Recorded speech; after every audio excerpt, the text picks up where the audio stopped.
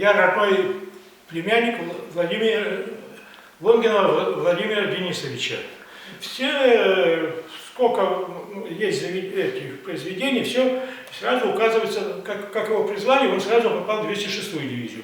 Фактически он после, когда его призвали, он пришел 4 августа 1941 года, его направили под Свердловск проходить курс молодого бойца, где он обучился пулеметному делу. Попал в 1423 полк на Калининский фронт, где провоевал 2 дня. На второй день был ранен, и на излечение был около 3 месяцев. И вот после излечения он уже попал в 206-ю дивизию. 206-я дивизия тогда только формировалась. Ее направили сначала под Воронеж. Резерв главнокомандующего был, эта дивизия, под Воронежем. Там Воронеж освобождали и участвовали, он тоже был 2 раза ранен, и участвовал на Курской дуге, потом подошли к Днепру. В дивизии было уже очень мало народу, бойцов, но решили форсировать сразу. И он один из первых форсировал и со своим пулеметом станковым поддержал огнем переправу подразделений дивизии.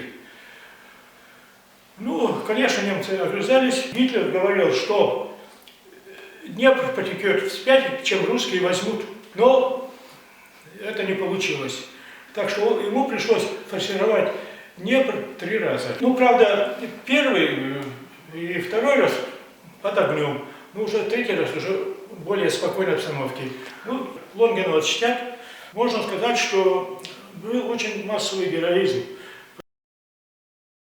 А сегодня я расскажу вам о Космачеве Михаиле Михайловиче. Родился 14 октября 1919 году в городе Алдане. До войны работал слесарем-монтажником Якутской электростанции в Алданском районе. Призван в армию в апреле 1942 году Алданским военным комиссариатом. Участвовал в танковом сражении под Курском, в Воронежско-Костромской операции, а также участвовал в освобождении Украины.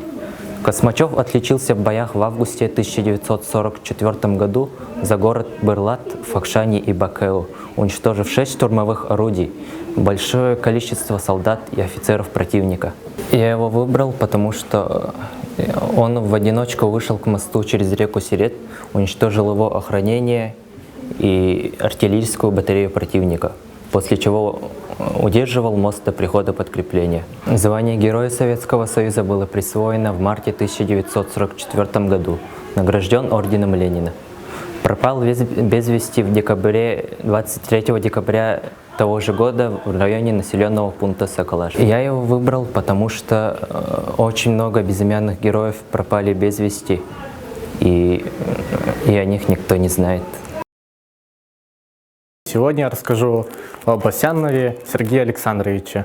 Он родился 1 января 1907 года в Красноярске. С 1929 по 1933 был на службе и в 1931 году закончил военно-морское училище Ельское и стал профессиональным летчиком.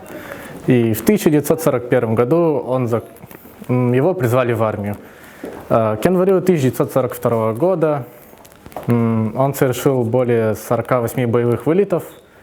Экипаж Асямова скинул на врага 100 тонн бомб, нанеся им колоссальный урон. Асямов погиб 29 апреля 1942 года в авиакатастрофе при выполнении очередного задания. Асямов на меня повлиял то, что самый обычный человек может быть настоящим героем Советского Союза. Он был награжден посмертно Героем Советского Союза, еще орденами Ленина, Красным Знамени и медалями. В его честь назвали бухту в море Лаптевых. Я сегодня расскажу вам о Чусовском Николае Николаевиче. Он родился 10 мая 1910 года в селе Александровка Нюрбинского района. Призыв в армию он получил 25 февраля 1944 года, и где он был командиром 3-го батальона 172-го гвардейского полка. Он отличился в штурме Зееловских высот, где он со своей группой проник к линии фронта глубоко и попал в очень тяжелое положение, где у них кончался запас, поэтому они, дождавшись ночи, захватили склад этих врагов. И где нашли гранаты и фаус-патроны. И потом после тяжелых уличных боев освободили этот город от врагов. Я из этого вынес, что люди бывают очень храбрыми, и геройство проявляется в очень рискованных ситуациях.